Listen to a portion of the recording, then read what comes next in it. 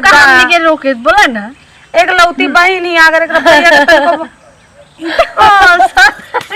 तोरी बहन के भतियान में घर साफ पेलाई मोगी बाग का हो रोते रोते ई तो हंसे लगल ऐसे तो पेलते पेलते भी हंसे लगी।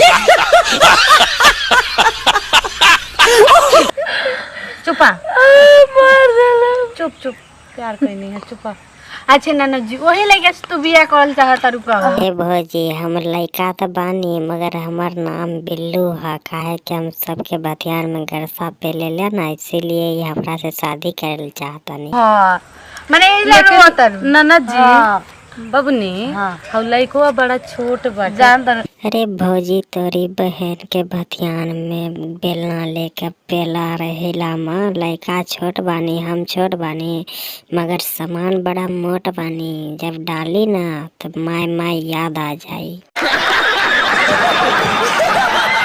हमरा बड़ा चुमा लेवे के मन कर रहा है। अच्छा गे मौगी चुम्मा लेवे के बड़ा मन करता आवा ना हमरा लंगा नेम चूस चौबैया मुँह में गुल्ला वाला मुँह में दे दे खूम चौबिया खूम घुमैया।